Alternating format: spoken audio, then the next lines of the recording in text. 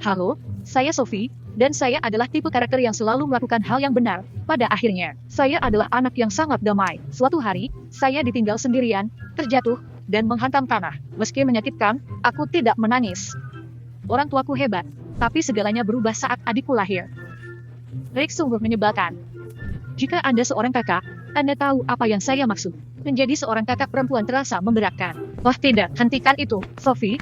Kamu seharusnya mengawasinya lebih ketat. Kamu adalah kakak perempuannya. Suatu hari, Rick berpikir kita harus memiliki danau di rumah. Dia mengambil selang dan membanjiri ruang tamu kami. Sophie, kamu kakak perempuannya. Bagaimana ini terjadi? Suatu hari, saya setuju untuk menonton film dengan seorang teman. Saat meninggalkan rumah, aku bertemu orang tuaku. Mereka berencana untuk berkencan. Sophie, jagalah adikmu. Tapi saya juga punya rencana. Batalkan rencana. Kamu adalah kakak perempuannya. Rasanya sangat tidak adil. Ketika Rick mulai bersekolah, keadaan menjadi lebih buruk. Dia menindas anak-anak lain dan sering mendapat masalah. Suatu hari, saat bermain sepak bola, dia menendang bola ke kantor kepala sekolah. Sayangnya, saya berdiri di dekat Rick saat itu.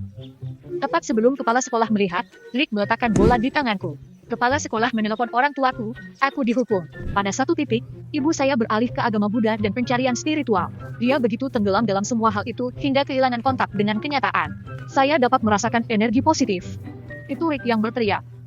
Kemudian, ayahku bergabung dengan ibu, membuat hidup menjadi rumit. Rumah kami berbau dupa. Saya tidak bisa fokus. Ibu memutar audio meditasi. Orang tuaku memiliki seorang pembimbing rohani. Yoda, apapun itu, ada pria Tionghoa yang memandu mereka. Mereka sering melakukan panggilan video kepadanya. Kita perlu menata ulang semua perabotan. Feng Shui di sini buruk. Aku berusaha keras untuk menjauhkan orang tuaku dari kamarku. Mereka mencoba menerobos pintu seperti zombie di tengah kiamat zombie. Ini kamar saya. Tidak ada perubahan di sini. Saya mengintimidasi, orang tua menghentikan upaya mereka. Beberapa hari kemudian, saya bertemu teman sekelas saya Linda di sekolah. Dia begitu berani sehingga banyak orang menganggapnya aneh. Linda memberiku selembar kertas. Aku mengundang semua orang di sekolah ke pesta ulang tahunku. Ada waktu dan alamat yang tertulis di kertas itu. Pesta di pantai? Saya tidak pernah menghadiri pesta seperti itu, tidak berencana untuk hadir sekarang. Namun kemudian, aku berubah pikiran. Sampai rumah, mendengar suara keras. Itu membuatku takut, aku bereaksi. Saya melihat Rick dengan kembang api dan teman-temannya. Suara keras itu membuat tetangga kami, Nyonya Anderson, takut. Ketika orang tuaku pulang kerja, dia langsung mengeluh kepada mereka. Saya harus minum obat penenang ekstra. Sophie, mengapa kamu tidak menghentikan Rick? Anda adalah kakak perempuannya. Itulah titik puncaknya. Saya kehilangan kesabaran. Ya, memang begitu. Tapi aku punya hidupku sendiri. Malam itu juga aku berdebat dengan orang tua, dan memutuskan untuk menghadiri pesta Linda keesokan harinya. Aku bertekad untuk bersenang-senang sekali ini. Saya gemar memasak, memilih untuk membuat kue ulang tahun Linda. Saya bahkan mendesainnya agar sesuai dengan kepribadian Linda. Setelah beberapa jam, saya menaruh kue itu di lemari es. Ketika aku kembali, ketahuan Rick sedang memakan kueku dengan tangannya. Krim dioleskan di lantai, di dalam lemari es. Apa yang sedang kamu lakukan? Rasanya lezat sekali. Kamu anak nakal. Apa yang terjadi di sini? Sophie, suaramu yang keras mengganggu meditasiku. Saya menghabiskan sepanjang hari membuat kue, tetapi Rick merusaknya.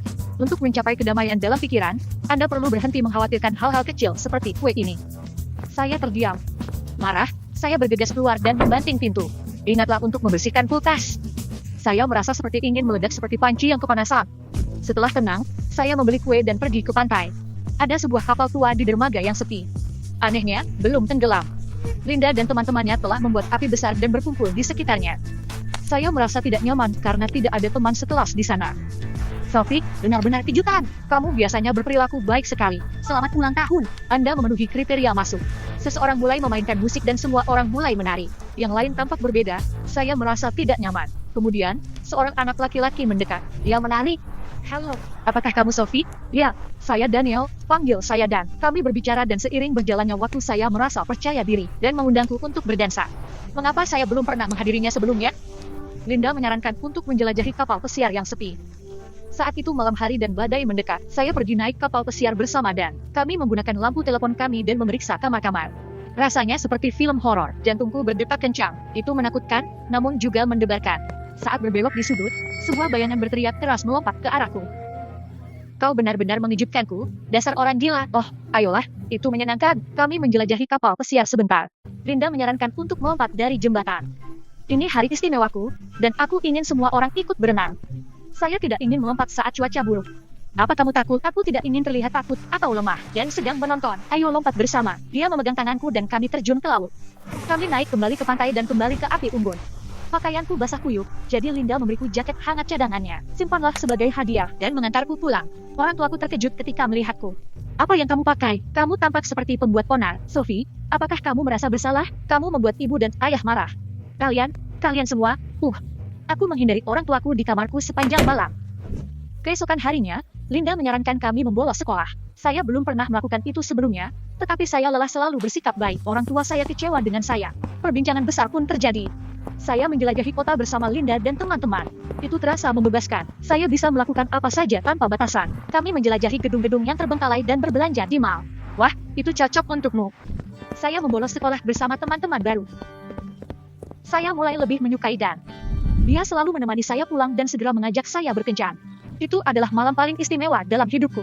Dan membawaku ke kelas tembikar. Temannya bekerja di sana. Kami membuat vas tanah liat dan kemudian makan pizza di teras luar ruangan. Situasi di rumah sedang buruk. Saya dan orang tua saya sering bertengkar. Suatu hari, ibu meminta saya untuk bermeditasi bersamanya. Tarik napas dalam-dalam dan biarkan energinya memenuhi Anda. Saya mencoba untuk rileks, tetapi gagal. Anda bisa merasakannya? Saya merasa pusing. Rupa yang kuat benar-benar mengganggu saya. Anda memiliki energi yang rendah. Ibu membuatku jengkel lagi. Saya tidak ingin bertengkar lagi dengannya, jadi saya pergi ke kamar saya. Saya sedang pulang ke rumah ketika saya melihat Rick. Dia bersama teman-temannya seperti biasa. Mereka mencuri tas dari seorang wanita tua. Anda percaya? Berhenti di situ. Saya menangkap Rick, mengambil tas itu, dan mengembalikannya kepada wanita itu. Anda akan menyesalinya. Dan mengantarku pulang seperti biasa. Orang tuaku menunggu kami di rumah. Rick memberitahu kami semuanya. Putri kami adalah seorang pencuri. Anda bertindak terlalu jauh. Apa? Rick mencuri tas itu. Saya mengembalikannya. Seorang pencuri dan tidak jujur. Ternyata Rick juga telah berbohong kepada mereka tentang Dan. Dia menyebut pacarku seorang penjahat. Dan bukan penjahat. Kita tidak bersama. Aku tidak ingin mendengarnya. Kau tidak boleh melihatnya lagi. Aku melarangnya. Saat kami berdebat, Rick tertawa dengan kejam. Bagaimana bisa monster itu menjadi saudaraku? Saya sangat marah. Saya tidak berbicara dengan mereka selama berhari-hari. Kemudian, Linda punya rencana. Mari kita adakan pesta sekolah rahasia. Itu ide yang gila. Semua orang menyukainya. Kami menunggu sampai gelap, menyelinap ke sekolah, menemukan ruang kelas kosong dan bersenang-senang. Aku ingin melupakan orang tuaku dan menikmatinya. Dan aku pergi ke lorong. Tiba-tiba, dia berdiri sangat dekat. Dan menyentuh rambutku dan mendekat. Apakah dia akan menciumku? Jantungku berdebar kencang. Itu dia. Masuklah. Aku merasa lega dan kecewa pada saat yang sama. Linda menyela kami. Pesta itu baru berakhir saat matahari hampir terbit. Saya lelah dan duduk untuk beristirahat. Saya menutup mata untuk beristirahat dan tertidur. Sentuhan seseorang membangunkanku. Linda ada di sampingku. Pesta berakhir. Semua orang bersiap untuk pergi. Entah mengapa, saya tidak dapat menemukan Dan. Kami mendengar suara langkah yang keras di lorong. Itu keamanan. Lari. Kami bergegas ke tangga. Saya sampai di pintu ketika Linda mendorong saya. Halo, pihak keamanan berhasil menangkap saya. Semua orang melarikan diri. Saya ditahan sampai pagi. Petugas itu membawa saya ke kepala sekolah dan menelepon orang tua saya. Bagian terburuknya adalah mereka membawa Rick. Orang itu meringis padaku secara diam-diam. Putri Anda mengadakan pesta di sekolah pada tengah malam. Tentu saja, orang tua saya tidak repot-repot menyelidiki dan langsung memarahi saya. Itu sangat tidak adil, saya merasa sangat marah. Aku melepas jaket bomber dan... Apa itu di punggungku? Ada tato kode QR di punggungku. Sementara semua orang masih terkejut, Rick mengarahkan kamera ponselnya ke kode itu. Beberapa detik kemudian, kami melihat foto-fotoku melompat ke laut dari kapal, memasuki gedung-gedung terbengkalai, dan bahkan berdiri di lorong di sebelah Dan. Aku ingin tanda menelanku. Tato itu ternyata sementara, tapi orang tuaku tidak peduli. Mari kita semua tarik napas dalam-dalam dan mencoba untuk rileks. Oke, mereka tidak mendengarkan saya. Mereka memaksaku masuk ke mobil dan mengirimku ke kamarku. Kau dibatasi. Saat akhirnya aku sendirian, aku memikirkan semua yang terjadi. Linda membangunkanku. Dia pasti orang yang memberiku tato itu. Tapi kenapa dia mendorongku saat kami melarikan diri? Saya meneleponnya untuk menanyakan kebenaran. Kau murid yang luar biasa. Jadi aku yakin kau tidak akan dihukum. Saya dalam situasi yang berisiko. Linda mengatakan tato itu hanya candaan. Itu mengingatkanku pada beberapa hari terakhir. Saya tidak percaya padanya. Dia hanya ingin menipu saya dan menganggapnya lucu. Linda menyalakan kameranya, memperlihatkan dia sedang berada di pantai bersama teman-temannya, dan terlihat menari di belakangnya tanpa rasa khawatir. Dia tahu rencananya. Aku menangis di bantal selama 1 jam. Para pengkhianat itu akan langsung masuk daftar hitamku. Orang tuaku masuk ke kamarku larut malam. Kamu kehilangan kendali. Kami telah memutuskan untuk mengirimkan Anda ke teman-teman kami di Cina. Kami berharap mereka dapat membimbing Anda ke jalan yang benar. Aku pikir orang tuaku bercanda. Namun kemudian saya menyadari mereka serius. Tak lama kemudian, saya sudah berada di sebuah kota kecil di Cina. Saya tidak percaya itu terjadi. Anda tidak akan percaya kemana mereka mengirim saya. Iya, mata Anda tidak menipu Anda. Saya berada di sebuah kuil Buddha. Ketika saya tiba di gerbang, seorang pria tua keluar menemui saya. Saya langsung mengenalinya. Guru Yoda.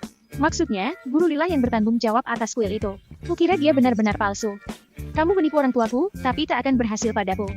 Jika Anda mencoba membuat saya marah, Anda tidak berhasil. Guru Li mengajak saya berkeliling di halaman kuil. Ia menuturkan, setiap pagi seluruh warga yang menginap di sana bermeditasi bersama, kemudian membantu di sekitar vihara. Mei akan membantu Anda. Saya waspada terhadap Mei, tapi dia baik dan ramah. Dia teman sekamarku. Apakah orang tuamu juga mengirimmu ke sini? Saya kehilangan mereka saat saya masih sangat muda. Guru Li membesarkan saya seperti anaknya sendiri di kuil. Yang mengejutkan saya, Mei senang tinggal di sini. Dia membangunkanku pagi-pagi keesokan harinya. Kita harus bermeditasi dan membantu di kebun. Tidak mungkin aku melakukan semua itu. Saya mendengarkan musik sementara semua orang bermeditasi. Sementara Mei berkebun, aku menantang untuk duduk di tepi kolam.